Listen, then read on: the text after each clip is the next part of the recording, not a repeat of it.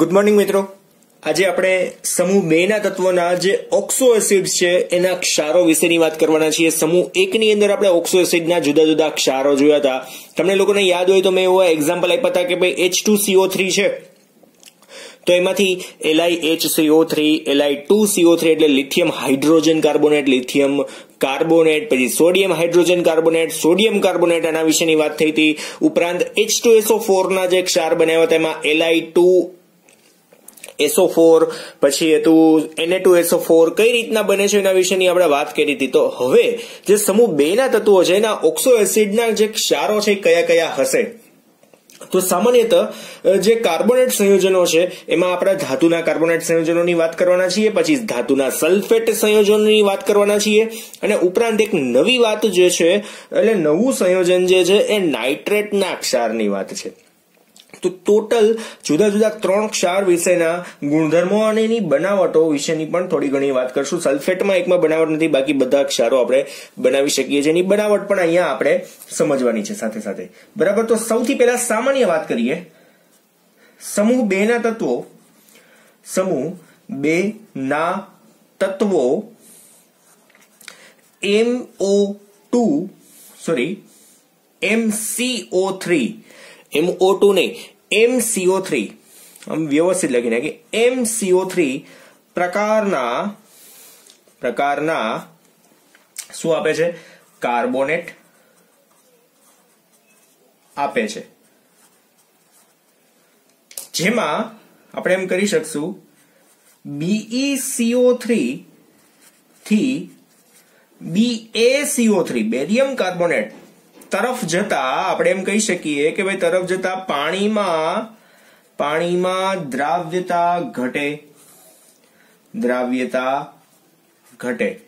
પણ હવે બહુ સિમ્પલ વાત છે કે ભાઈ કાર્બોનેટ ક્ષારો જે છે ને એ આમ પણ પાણીની અંદર અલ્પ દ્રાવ્ય ક્ષાર તરીકે જ અસ્તિત્વ ધરાવે છે, બરાબર છે. એટલે તમે લોકો એને એક્ઝેક્ટલી સમજી શકશો કે આ દ્રાવ્યતા આપણે લખી તો છે પણ થોડા ઘણા અંશે જ દ્રાવ્ય છે, પૂરેપૂરા સુદ્રાવ્ય થતા નથી. એટલે આમાં તમે ક્રમ જુઓ કે ભાઈ BeCO3 છે તો બેરિલિયમ કાર્બોનેટ છે એ વધારે દ્રાવ્ય છે એવું આપણે કહી શકતા નથી. બીકોઝ ઓફ એનું રીઝન છે કે એ પોતે પણ અલ્પ દ્રાવ્ય છે, પણ અલ્પ દ્રાવ્યતામાં પણ ઘટાડો છે.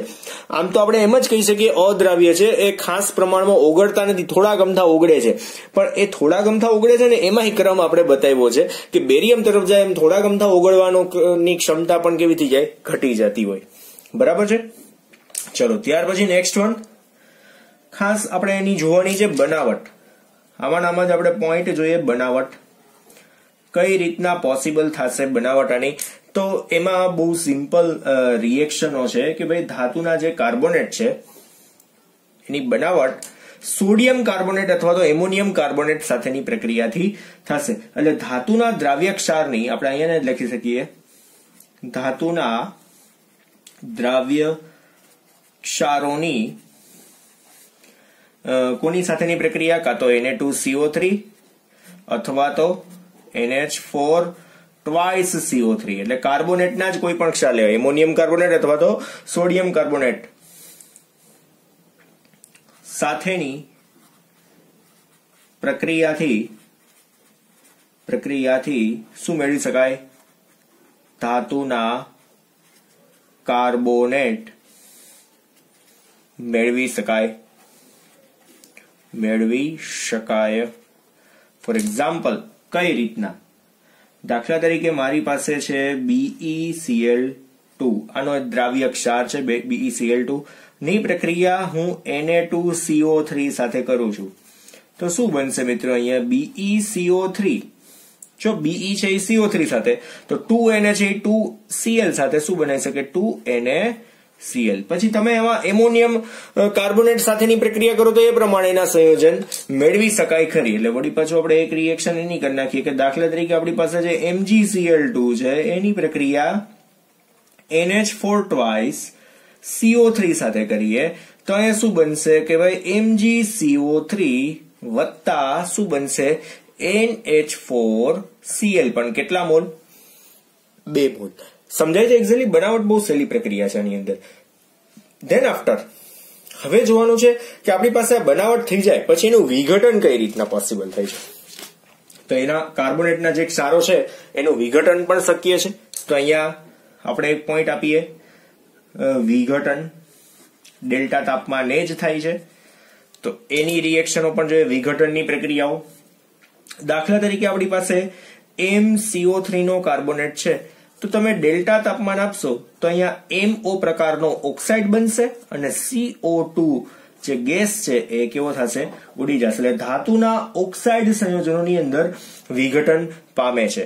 બરાબર. એક ખાસ વાત આની અંદર શીખવાની છે, અહીં સ્પેશિયલ કેસમાં આપ્યો છે BeCO3 કેવો છે, સૌથી વધારે અસ્થાયી છે. કેવો છે, સૌથી વધારે અસ્થાયી છે.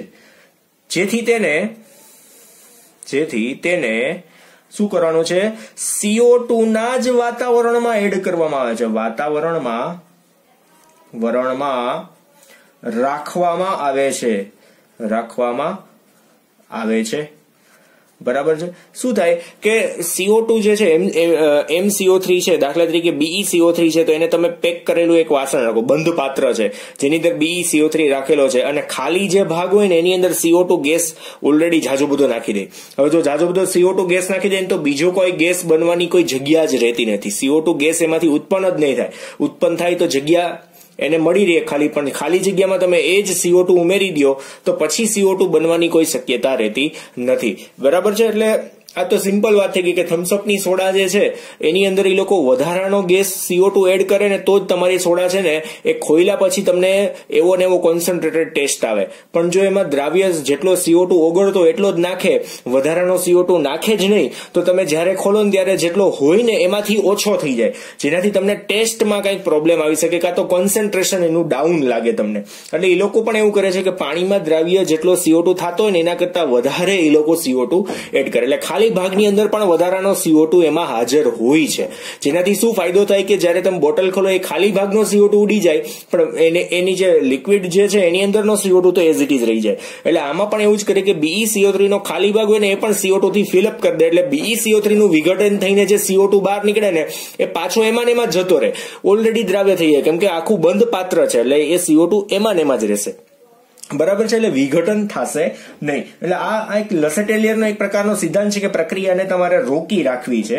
That's why. એટલે આ તમે સીધું વાંચશો તો આ નહીં ખબર પડે શું કામ એને, પણ આ લેક્ચર જેને જોયો હશે ને એને એક્ઝેક્ટલી ખબર છે કે આ કઈ રીતના આખી વાત પોસિબલ થાય છે. બરાબર છે. ધેન આફ્ટર આપણે ઉષ્મીય સ્થાયિતા વિશેની વાત કરીએ તો લાસ્ટ પોઈન્ટ છે આની અંદર ખાસ ઉષ્મીય સ્થાયિતા માટેનો કે ભાઈ BeCO3 થી આપણે BaCO3 તરફ જઈએ. BaCO3 તરફ જતા શું થશે, કાર્બોનેટના ક્ષારોની આપણે એમ કહી શકશું કાર્બોનેટના ક્ષારોની દ્રાવ્યતા ઉષ્મીય સ્થાયિતા કેવી થાય છે, ઉષ્મીય સ્થાયિતા વધે છે. ઇટ મીન્સ કે આપણે એમ કહી શકીએ કે જેમ જેમ નીચે તરફ જાય એમ બેરિયમનો કાર્બોનેટ છે એ સામાન્ય તાપમાને તો વિઘટન પામશે નહીં જ. સામાન્ય તાપમાને વિઘટન નહીં પામે, થોડુંક વધારે તાપમાન આપશો તો એ વિઘટન પામી શકે ખરી, પણ બેરિયમને સૌથી વધારે તાપમાનની જરૂર પડશે બેરિલિયમની સાપેક્ષમાં. સમજી શકો છો એક્ઝેક્ટલી. હવે આની અંદર આપણે બીજો પોઈન્ટ જોવાનો છે. પેલો પોઈન્ટ આપણે ઓલો જોયો તો કાર્બોનેટના ક્ષારો અત્યારે પૂરા કર્યા. હવે આપણે જોવાના છીએ સલ્ફેટના ક્ષારો. તો સલ્ફેટ સંયોજનો, એવું હું અહીંયા હેડિંગ આપી દઉં છું, સલ્ફેટ સંયોજનો. બરાબર. ચાલો હવે નેક્સ્ટ એની અંદર સલ્ફેટ સંયોજનો બહુ નાનકડી વાત છે, એમાં કઈ ખાસ કોઈ બહુ ઝાઝા મુદ્દાઓ પણ નથી આની અંદર.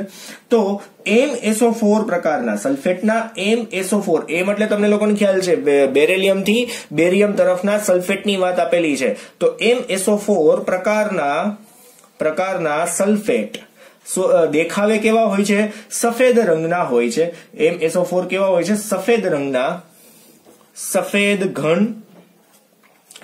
ઘન અને બીજા શું, ઉષ્મીય રીતે સ્થાયી હોય છે. ઉષ્મીય રીતે કેવા હોય છે, સ્થાયી હોય છે. બરાબર છે. ધેન આફ્ટર આમાં બીજો પોઈન્ટ આપણે જોઈ લઈએ કે ભાઈ પાણીમાં દ્રાવ્યતા માટેની વાત કરીએ તો આની અંદર શું કહી શકાશે, તો ભાઈ BeSO4 થી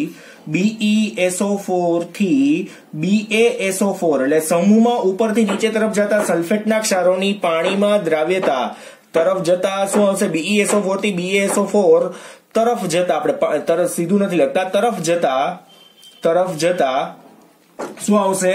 પાણીમાં દ્રાવ્યતા કેવી થતી જાય છે? પાણીમાં દ્રાવ્યતા શું થશે? ઘટે છે. ખાસ કરીને આની અંદર આપણે એક મેઇન વાત છે, હું અહીંયા એક્ઝેક્ટલી પોઈન્ટ આપી દઉં કે ભાઈ Be અને Mg ના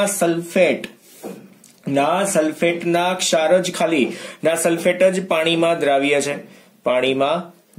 છે, બરાબર છે. બાકીના એક પણ સલ્ફેટના ક્ષાર એ પાણીમાં દ્રાવ્ય નથી. ધેન આફ્ટર આપણે નેક્સ્ટ પોઈન્ટમાં આગળ વધીએ. હવે એના પછીના જે પોઈન્ટ છે એની અંદર લાસ્ટ પોઈન્ટ એક બાકી રહે છે કે Be2+ અને Mg2+. ખાસ કરીને ધ્યાન આપજો આની અંદર Be2+ અને Mg2+ આયનની શું છે? જલીયકરણ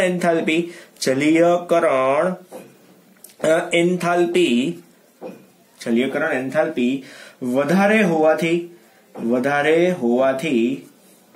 આપણે આમાં કહી શકશું તેમની લેટિસ એન્થાલ્પી પરિબળને વટાવી જાય છે. તેથી BeSO4 અને MgSO4 ના ક્ષારો પાણીમાં દ્રાવ્ય છે. અને આપણે એક્ઝેક્ટલી વધારાની એક વાત કરીએ તો પાણીમાં દ્રાવ્ય છે લેટિસ એન્થાલ્પી વધુ હોવા છતાં. સમજાય છે એક્ઝેક્ટલી આની અંદર? તો આ જે પોઈન્ટ હતા એ એક ખાસ કે ભાઈ Be અને Mg ના સલ્ફેટ છે પાણીમાં દ્રવ્ય છે. અહીંયા મેં શબ્દ લખ્યો છે પરિબળ, ટૂંકમાં લેટિસ એન્થાલ્પી પરિબળને વટાવી જાય છે. ઇટ મીન્સ કે વટાવી જાયનો મિનિંગ શું થશે ત્યાં કે એની એન્થાલ્પી વધારે છે, પણ એના કરતા પણ વધારે શું છે? જલીયકરણ એન્થાલ્પી છે. તો જલીયકરણ એન્થાલ્પી વધારે હોવાના લીધે એનું જલીયકરણ થાય છે. એ બંને પાણીમાં ઓગળે છે, બાકીના એક ક્ષારો પાણીમાં ઓગળતા નથી. આ મોસ્ટ ઇમ્પોર્ટન્ટ પોર્શન હતો. લેટિસ એન્થાલ્પી પરિબળને વટાવી જાય છે એનો મિનિંગ શું? તો વટાવી જાય છે એનો મિનિંગ કે એ વધારે હોવા છતાં પણ એ પરિબળ ત્યાં અસરરૂપ થતું નથી. સમજાય છે એક્ઝેક્ટલી? હવે આપણે જે આના પછીનો ત્રીજો પોઈન્ટ જોવાનો છે એ નાઇટ્રેટના ક્ષારો વિશેનો જોવાનો છે. થર્ડ પોઈન્ટ નાઇટ્રેટના ક્ષારો HNO3 માંથી બનાવવાના છે. નાઇટ્રેટના ક્ષારો જોઈએ કઈ રીતના બને છે.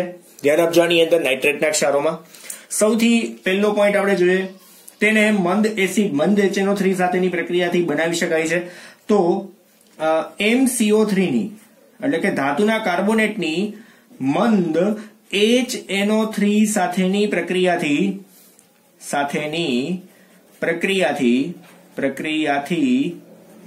આપણે શું બનાવી શકીએ? નાઇટ્રેટના ક્ષારો બનાવી શકાય છે. બરાબર, નાઇટ્રેટના ક્ષારો બનાવી શકાય છે. બરાબર. તો ફોર એક્ઝામ્પલ દાખલા તરીકે આપણી પાસે છે MCO3 એઝ આપણે લખી નાખીએ અહીંયા BeCO3 છે. BeCO3 ચાલો BeCO3 છે એની પ્રક્રિયા આપણે 2 moles of HNO3 સાથે કરી છે. 2 moles of HNO3 તો અહીંયા બનશે શું? એઝ અ નિપજ શું બનશે? તો Be પછી NO3 ટ્વાઇસ વત્તા વધારાનું શું છૂટું પડશે? તો કે ભાઈ H2O વત્તા CO2. જો જોઈને અહીંયા બધી જ વસ્તુ પોસિબલ થઈ જાય છે. ઓક્સિજન જે હતા એ કેટલા હતા? તો અહીંયા 3 દુ 6 અને 3 9. તો અહીંયા કેટલા છે? 3 દુ 6 અને 3 9 ઓકે થઈ ગયા છે. હાઇડ્રોજન ઓકે છે, કાર્બન ઓકે છે, બધી જ વસ્તુ ઓકે છે.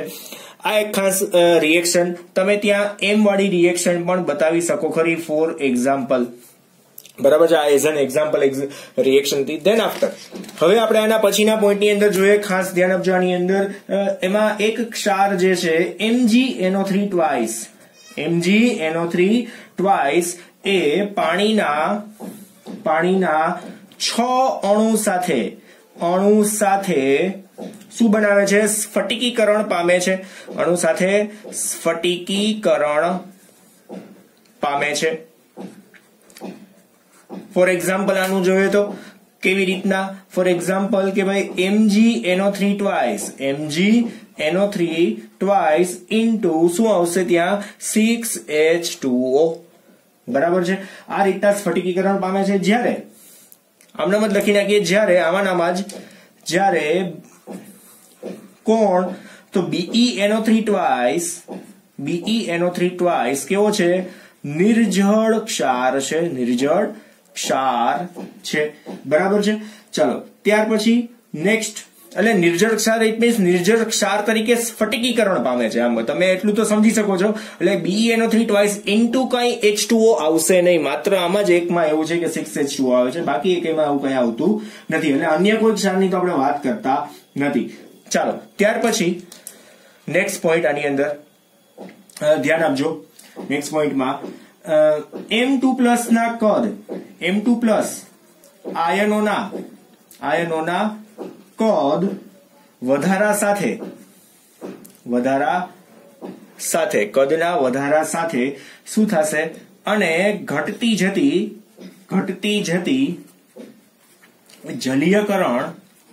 જલીયકરણ એન્થાલ્પીના લીધે આનું કારણ એ કઈ પૂછે કે ભાઈ MgNO3 ટ્વાઇસ 6 અણુ સાથે સ્ફટિકીકરણ પામે છે, બાકીના કોઈ નથી પામતા. અને BeNO3 ટ્વાઇસ તો કેવો છે? નિર્જળ જ છે. તો પણ Mg પછીના બધાનું શું? તો કેલ્શિયમ, સ્ટ્રોન્શિયમ અને બેરિયમ જે છે એમાં જેમ જેમ આયનોનું કદ વધે એની સાથે સાથે જલીયકરણ એન્થાલ્પી કેવી થાય છે? ઘટતી જાય છે. જેના લીધે આપણે શું કહી શકશું? જળયુક્ત નાઇટ્રેટ ક્ષાર બનવાના વલણમાં શું થાય છે? ઘટાડો જોવા મળે